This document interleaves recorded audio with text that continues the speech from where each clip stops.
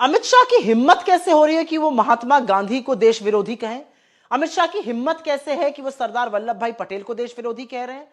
क्या अमित शाह सुभाष चंद्र बोस को देश विरोधी कह रहे हैं? क्या अमित शाह आचार्य कृपलानी को देश विरोधी कह रहे हैं? क्या अमित शाह मौलाना आजाद को देश विरोधी कह रहे हैं? और क्या अमित शाह गुरुदेव रविंद्रनाथ टैगोर को देश विरोधी कह रहे हैं?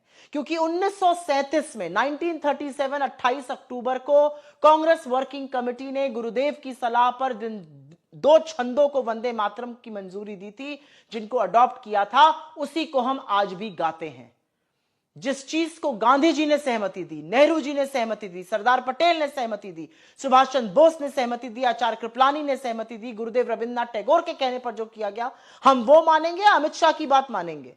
और अमित शाह जी, विभाजन की बात आपके मुंह से अच्छी नहीं लगती है, क्योंकि असलियत तो यह है कि इस देश की जंगे आजादी में आपकी छोटी उंगली का छोटा नाखून नहीं कटा था। आपके पूर्वज माफीनामे और मुखबिरी करते थे। आपके पूर्वज रत्नागिरी में पेंशन पर रहते थे। और यह बात मैं नहीं कह रही हूं, ये उन्हीं के परपोते कोर्ट में बता रहे हैं। आपके पूर्वजों ने इस तरह से प्रेरित किया नाथूराम को कि उसने बापू की हत्या कर दी। आपका इतिहास बहुत सियाह है। मुस्लिम लीग की बात करते हैं आप। मैं आपसे पूछना चाहती हूं, 1942 में जब पूरा देश करो या मरो, डू और डाई के नारों के तहत क्विट इंडिया मूवमेंट कर रहा था, भारत छोड़ो आंदोलन में ब्रिटानिया हुकूमत को घुटने टिकवा रहा था, तो आपके पूजनीय श्यामा प्रसाद मुखर्जी जिन्ना की मुस्लिम लीग के साथ मिलकर सरकारें क्यों चला रहे थे?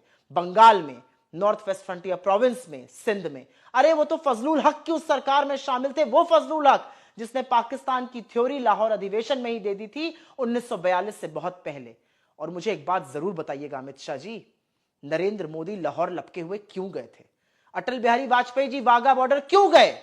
और लाल कृष्ण आडवाणी जी जिन्ना की कब्र पर क्यों गए? आपका इतिहास बहुत सियाह है। आप लोगों ने तिरंगे को अशुभ कहा, 53 साल तक उसका बहिष्कार किया। आपने कभी भी वंदे मातरम नहीं गाया। आप नमस्ते वत्सल्य में जो भी गाते हैं, असलियत यह है कि आपने संविधान की प्रतियां जलाई। आज आपको दो बातों का जवाब देना है। छात्रों पर पैलेट गन किसने चलवाई? क्या आपको पता था या नहीं पता था? इन बातों का जवाब देना है।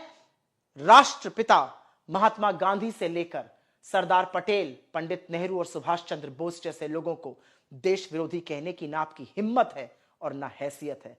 जबान संभाल के बात करिएगा, और इस देश की जंगे आजादी पर बोलने का आपको रत्ती बराबर हक नहीं।